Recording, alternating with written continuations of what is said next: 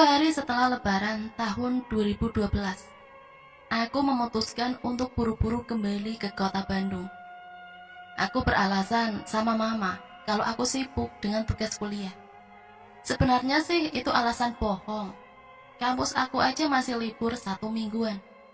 Tapi karena waktu itu aku lagi bucin banget sama mantan aku, yang mana dia ini lagi gak balik kampung. Ya aku jadinya pengen ngehabisin waktu libur aku buat sama dia. Ada raut sedih di wajah mama kala itu. Kok kamu buru-buru banget sih ke Bandung? Emang kuliah kamu gak libur? Tanya mama. Enggak ma, justru aku ini anak baru jadi banyak banget kegiatan kampus yang gak bisa di skip, jawabku. Ya udah, tapi ini kan masih ramai, kamu pulangnya besok pagi aja ya. Nanti mama anterin. Duh, justru besok pagi aku harus ada di kampus nih. Ya udah, nanti malam biar Koko antar kamu ya. Dalam hati aku, yes, akhirnya siasat tipu-tipu aku berhasil. Aku pun langsung mengiyakan ucapan mama. Malam harinya sekitar jam 10, aku bersiap-siap untuk kembali ke Bandung. Sama sekali aku gak mempedulikan perasaan mama, karena hanya di saat lebaran mama bisa berkumpul bersama 3 anaknya. Kamu buru-buru bener, Sel. Aku aja yang kerja kayaknya gak seheboh kamu yang cuma kuliah. Celetuk kakak perempuan aku. Tahu nih bocah mau pacaran kali, Ci, sahut si abang. Shh, berisik. Pokoknya aku mau ke Bandung sekarang, titik. Kamu anterin aku ya, Kok. Koko adalah panggilan kakak laki-laki aku. Karena abang aku udah disuruh mama buat anterin aku ke Bandung, dia pasrah aja. Yuk semuanya, udah siap. Aku berangkat ya, Ma. Cici, aku balik ke Bandung dulu ya, ucap aku sambil berpamitan kepada mama dan kakak perempuan. Apa nggak sebaiknya besok aja, Sel? Mama masih kangen sama kalian, ucap mama sambil menahan tangan aku. Duh, Ma, aku besok ada kesibukan loh di Bandung. Ya udah, nanti aku telepon ya kalau udah sampai Bandung. Bye, Ma, ucap aku terburu-buru sambil mencium kening mama dan masuk ke dalam mobil. Di awal perjalanan semua baik-baik saja. Aku pun masih sering bertukar kabar dengan si mantan menggunakan BBM. Tiba-tiba, abang aku membuka percakapan. Alah kamu, aku udah tebak, kamu pasti buru-buru ke Bandung, mau ketemu si Bella kan, pacar kamu itu? Wush, diem. Ini urusan anak muda, lagian kan aku udah maaf-maafan sama mama dan sama keluarga, jawab aku nggak mau kalah. Ye, kasihan tahu mama, pas kamu masih di Bandung, dia khusus masakin makanan kesukaan kamu tahu. Malahan kamunya mau cepet-cepet balik lagi. Hargain kek. Ngapain malah jadi debat sih? Udah kamu bawa mobil fokus aja ke depan. Gak usah ikut-ikut urusan aku deh. Toh kan aku juga udah izin sama nyokap. Akhirnya perdebatan itu menjadi suasana yang hening. Di mobil hanya terdengar suara MP3 player yang sedang diputar. Entah berapa lama kami berdua saling berdiam diri. Abang aku hanya fokus menjalankan mobil yang menembus kegelapan malam. Kalau aku sibuk bertukar kabar dengan mantan. Ketika pukul 12:30 malam, mobil kami berbelok untuk mengisi bensin. Udah masuk pom bensin Tasik, kamu mau ke WC dulu nggak? Abang aku kembali membuka percakapan. Enggak deh, palingan aku mau ngerokok sambil ngopi, jawab aku. Karena si mantan yang sudah tidak membalas chat, akhirnya aku banyak mengobrol bersama abang aku di rest area. Dari hal yang penting sampai nggak penting. Hanya supaya kami berdua tidak merasa suntuk dalam perjalanan yang masih sekitar 2 jam lebih menuju Bandung. Yuk lanjut lagi deh, biar nggak kelamaan. Deru mesin mobil terdengar. Segera aku dan abang memasang kembali sabuk pengaman. Baru beberapa saat mobil berjalan, tiba-tiba suara ban yang berdecit karena abang aku menginjak rem mendadak. Woi, ngantuk kamu ya? Masa jalan kosong kamu rem? Umpat aku sambil melirik ke kemudi supir. Terlihat abang aku ini sempat pucat. Kamu turun, cek deh. Tadi perasaan aku nabrak nenek-nenek gitu. Pas aku turun memang nggak ada apa-apa, entah kucing ataupun hewan yang tertabrak. Aman kok, kamu ngantuk kali? Tanya aku memastikan. Enggak, Sel, aku lihat tadi tuh bener-bener ada nenek-nenek yang lewat. Ya udah gini aja, kamu sekarang yang gantiin keluar mobil buat ngecek, tantang aku. Tak lama abang aku itu pun turun dan melihat keadaan depan mobil. Saat aku menoleh ke arah kaca mobil sebelah kiri, ada sebuah sosok bayangan nenek-nenek dengan rambut putih tergerai, matanya melotot dan mulutnya menyeringai. Astagfirullah. Ucap aku berkali-kali menenangkan diri.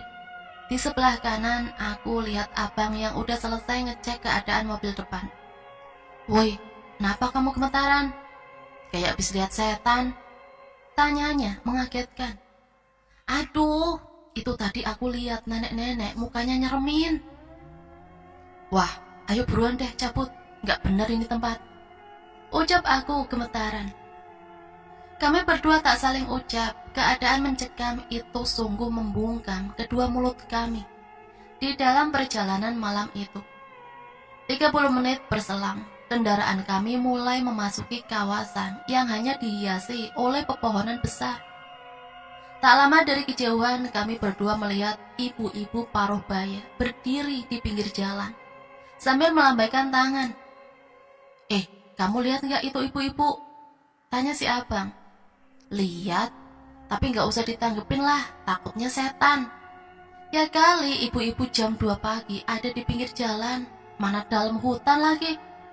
Akhirnya kita sepakat untuk membiarkan si ibu-ibu itu. Sekitar 50 meter jarak yang sudah dilewati, tiba-tiba ada suara jeritan perempuan keras. Sontak aku kaget. Bro, kamu denger gak ada suara dari belakang tadi? Tanya aku. Ah enggak, aku gak denger apa-apa, jangan pingin aku parno lah. Saat dalam kekalutan itu, aku mencoba untuk diam dan gak mau mengganggu konsentrasi menyetir abang aku. Dan ketika aku penasaran, aku intip spion depan. Aku lihat si nenek-nenek itu sudah duduk di jok belakang dengan wajah yang mengerikan. Aku mencoba memejamkan mata dan memutar MP3 player sekencang-kencangnya supaya membunuh rasa takut yang bikin badan aku gemetaran. Nih mobil kok berasa gak enak ya, kayak berat banget. Apa jangan-jangan ada ban yang kempes atau kurang angin? Ucapnya tiba-tiba. Aku pun merasa mobil itu enggan untuk dibawa ngebut. Duh, mana masih di jalur gentong nanggrek lagi. Mana ada bengkel buka? Jawab aku. Tenang, kalau ada tempat makan kita berhenti dulu. Aku mau ngecek nih mesin sama ban mobil. 15 menit kemudian terlihatlah sebuah warung kubuk dengan cahaya remang-remang. Ada pula tempat parkir yang cukup untuk mobil. Berhenti di situ kok, sambil menunjukkan posisi warung. Tuh warung lampunya redup gitu, itu warung manusia apa warung setan? Jangan sompral kamu, ini dalam hutan, hardik aku. Tak lama mobil diberhentikan di pekarangan warung. Assalamualaikum Bu, permisi. Namun tidak ada jawaban. Aneh nih warung, buka tapi gak ada orang. Gumam aku dalam hati. Abang aku yang mengerti akan mesin mobil dengan teliti itu mengecek bagian mesin dan ban mobil satu persatu. Semuanya oke nih, kenapa ya kok tuh mobil berasanya berat banget? Tanyanya. Feeling aku udah benar-benar gak enak nih, cepet deh kita lanjut biar sampai ke Bandung. Jawab aku memburu. Dari awal berhenti sampai dengan selesai mengecek mobil, belum terlihat si pemilik warung itu nampak. Ada hal ganjal memang yang terbesit, apa betul itu warung manusia atau setan? Yuk cepat masuk, ajak abang aku yang membuyarkan lamunan.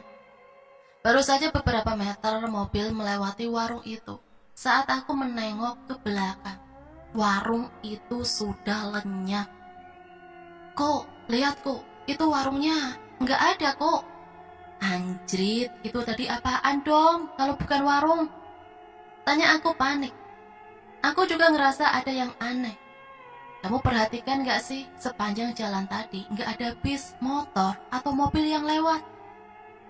Aku yang panik mencoba untuk menelpon mama, minta doanya, supaya di dalam perjalanan tidak ada hal-hal yang tidak diinginkan. Sinyal aku X lagi, sinyal aku juga X. Duh, kacau nih. Mana nih jalur Gentong Nagrek, berasa kayak nggak ada ujungnya lagi. Dalam kepanikan kami berdua, kini terlihat ada sebuah mobil bus yang melintas dengan kecepatan tinggi melewati mobil kami. Coba ikuti deh tuh bus, pasti dia juga searah mau ke Bandung.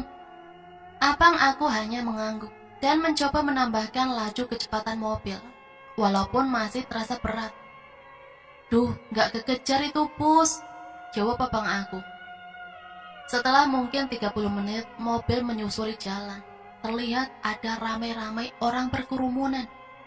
Terlihat juga bus yang melewati mobil kami telah terjungkal di sisi jalan.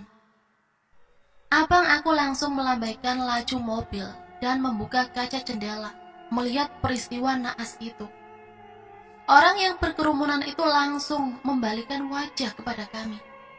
Dan terlihatlah wajah mereka semua seperti hancur, berdarah-darah.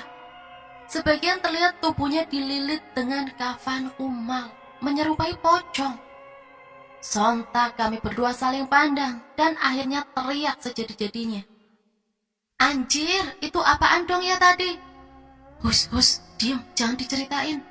Matanya fokus ke depan, jangan tengok kanan kiri, ucap abang aku. Dalam perjalanan aku berdoa dalam hati sebisa-bisa aku. Sampai akhirnya mulai ada titik cerah ketika jam menunjukkan pukul 4 menjelang batas subuh. Terlihat kembali lalu lalang kendaraan. Nah ini nih baru benar, kelihatan ada kehidupan. Ucap aku yang sedari di mobil dibuat jantungan oleh beberapa penampakan misterius. Kami akhirnya memutuskan untuk berhenti untuk sholat subuh di resto terdekat dan sekedar merebahkan tubuh.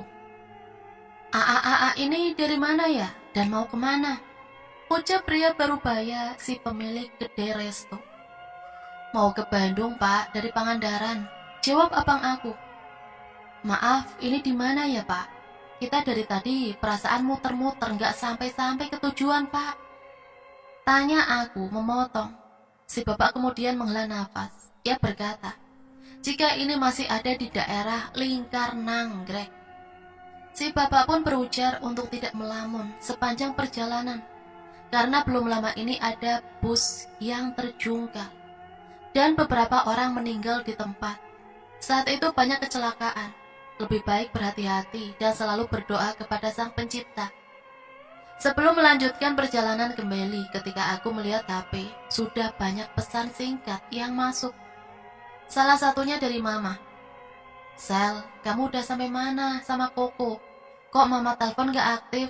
Semoga kalian selamat sampai tujuan ya. Wassalamualaikum. Dan saat itu pula aku langsung telepon Mama, mengabari sudah sampai di mana. Dan sekaligus aku ingat, aku udah benar-benar berdosa, bohong sama orang tua, buat cepet-cepet ke Bandung. Setelah telepon Mama, semua perjalanan berjalan lancar. Yang seharusnya jam 3 aku bisa sampai Bandung. Karena diputer-puter, akhirnya sampai jam 7 pagi. Nah, itulah sepenggal cerita yang bisa Mimin bagikan. Jalur Angker Nagrek. Semoga cerita ini bisa menjadi pelajaran buat kita semua, supaya tidak berbohong kepada orang tua ketika berpamitan. Dan juga sebelum berangkat bepergian, hendaknya selalu berdoa agar selalu dilindungi oleh Allah Subhanahu wa Ta'ala. Amin. Nah, sampai di sini Mimin pamit undur diri. Mohon maaf apabila banyak salah kata. Akhirul kalam, wassalamualaikum warahmatullahi wabarakatuh.